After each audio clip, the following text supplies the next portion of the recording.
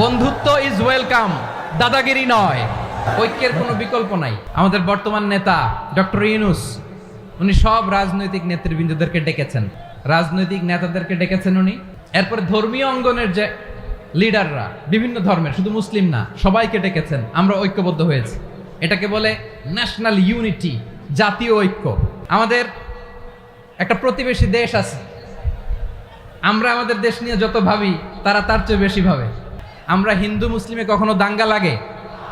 আসতে বলেন কেন লাগে? ওদের পূজা পার্বণে আমাদের মাদ্রাসার ছেলেরা যে পাহারা দেয়, চিল্লায় বলেন ঠিক কিনা? আমাদের তাফসির মাহফিলের সময় ওরা ডিস্টার্ব করে, ঢোল বাজায় না। আর ওই বাংলাদেশের ব্যাপারে তারা অনেক ডিসইনফরমেশন ছড়াচ্ছিল। আমাদের প্রতিবেশী দেশের সব গণমাধ্যমকে আমি দোষ দিতে চাই না। ডিসইনফরমেশন আর মিস ইনফরমেশনের পার্থক্য আছে। মিস ইনফরমেশন না জেনে ভুল বুঝে একটা মিথ্যা বা ভুল তথ্য ছড়িয়ে দেয়া, এটার ক্ষমা আছে, এটার কি আছে। আর ডিসইনফরমেশন মানে ইচ্ছা করে, প্ল্যান করে, ম্যাপ করে, ছক এঁকে মিথ্যা, গুজব, রটনা সোশ্যাল মিডিয়ায় ছড়ানো, এটার ক্ষমা আছে? আওয়াজ করে বলেন ক্ষমা আছে? আমাদের প্রতিবেশী দেশকে বলতে চাই, আমাদের দেশ নিয়ে আপনাদের ভাবার দরকার নাই, নিজের চরকায় তেল দেন। গত মাসের ভয়েস অফ আমেরিকার রিপোর্ট, বাংলাদেশে সংখ্যালঘু জনগোষ্ঠী আগের চেয়ে বেশি নিরাপত্তা পাচ্ছে।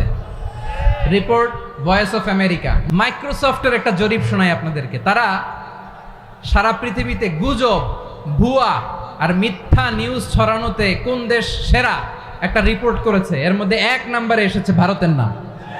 সব চেঞ্জ করা যায়, প্রতিবেশী চেঞ্জ করা যায় না। আমাদের ল্যান্ড তাদের ল্যান্ড, পাশাপাশি। আমরা চাই তারাও সুখে থাক, আমরাও সুখে থাকি, ঠিক কিনা? কিন্তু প্রতিবেশী হলে বন্ধুত্বপূর্ণ আচরণ করতে হয়। প্রতিবেশী যদি বন্ধু না হয়ে প্রভু হতে চায়, এরকম দানব প্রতিবেশী কেউ চায় না। আমাদের পররাষ্ট্রনীতি সবার সাথে বন্ধুত্ব, কারোর সাথে শত্রুতা নয়।